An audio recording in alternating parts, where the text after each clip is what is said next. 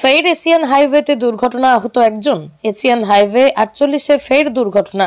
শুক্রবার রাত আনুমানিক 10:30 নাগাদ দুর্ঘটনাটি ঘটেছে ধূপগুড়ি বাস টার্মিনাস সংলগ্ন এলাকায়। জানা গেছে, একজন বাইক আরোহী নির্দিষ্ট পথেই যাচ্ছিল।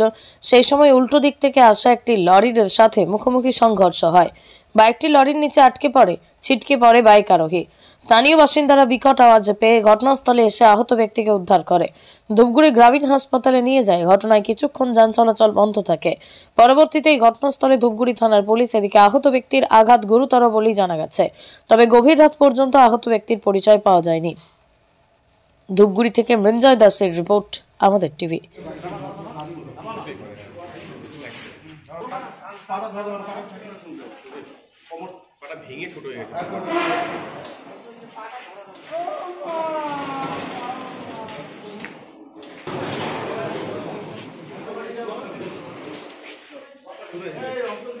অপোজিট সাইড থেকে, যেটা রং সাইড থেকে একটা গাড়ি এসে যখন এখান থেকে বাইক একটা ওর মতো সাইড দিয়ে যাচ্ছে, অপোজিট সাইড থেকে এসে ওখানে বাইককে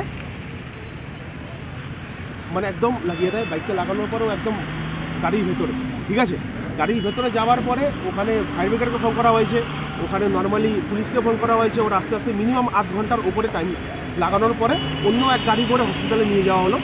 যাওয়ার পরে হসপিটালে কোনো রকম ওখানে পুলিশ প্রশাসন এমনকি অন্য কোনো পাবলিক ওখানে গিয়ে হস্তক্ষেপ করেনি, ঠিক আছে। যার জন্য এখানে এখন পুলিশ প্রশাসন আসার পরে গাড়ি আবার নিজেদের মতো সচরাচর করে দিল।